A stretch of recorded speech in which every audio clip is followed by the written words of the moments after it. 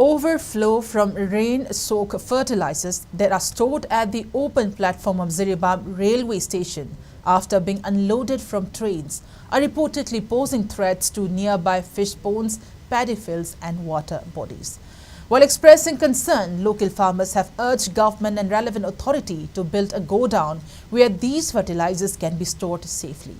Locals have complained that the overflow from the soaked fertilizers have flown into water bodies in the nearby area, leading to death of fishes and cattle due to contamination. As per the requirement of farmers in the state, about 57,391 urea bags were brought in 42 train bogies yesterday, and they have been kept at the uncovered platform in the Jiribam railway station, exposed to heavy rain in the district since yesterday. SKTV Jiribam correspondent brings you a report.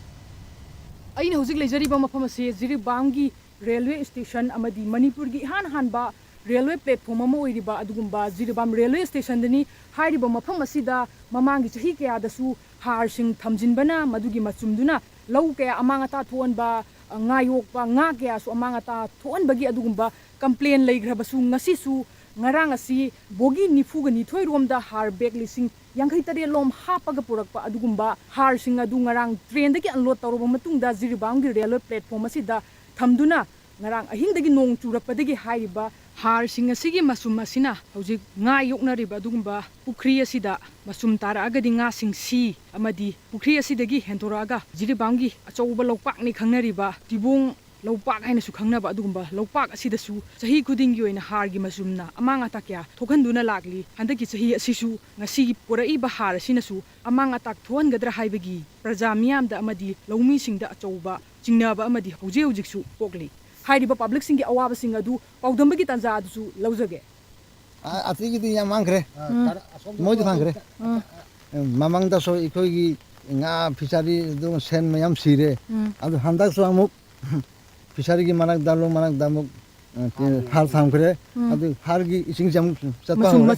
masum sengba hore amuk logon so siba hore kin kamai to doino si ajesi da laingak ta kai haining badi lai laingak ta hai mafam chana thambiu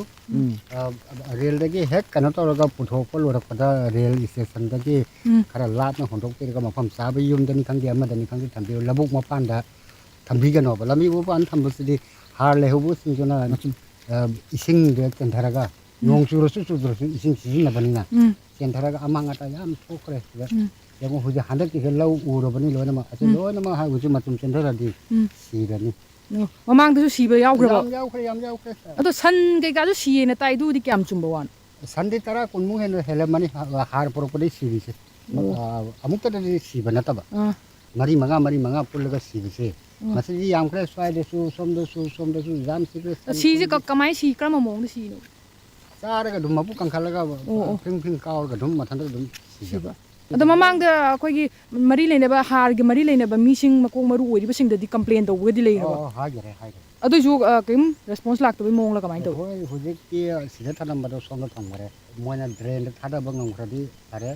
namda dana som da la ga di hajik sona kan thami ji di aduni asida thamak to sini akani puri sei matum tenda ga loina labuk ni am loi mang krane ade hujik mari leina ba moi kana har ga mari leina ba mi sing su akona dum haijeri masin tadi kan simbiu apaba mafam sabre thambina ba har ai se labuk to happy adi amade so happy adi niam gi sumating ni adu direct contact har sana kenjan gi ba ka ta ga di mang bo ibanina asina kitang gyan kamina na ko timasen mafam sana thamna ko honan ni si har sina lagli bo pham di hairiba har sing asi Jiribam railway platform da nongkhang chahenduna thamni ba sida ahen ba mieng changbiraga mari lene bo authority na hairiba nongkhang changri chaiduna thamli ba har sing asi mathang lakpadagi di nongkhang chahen bidraga hairiba har sing asi gi matik chaba godown da har sing asi thambire hairaga public sing hojik thengnari ba har sing gi machum masina nga sing amadi lobuk kya amanga ta tholi ba sing asida kanbiu haibo wapham aduni odam jariba rosimala sakapam SKTV News, Jiribam District Railway Platform.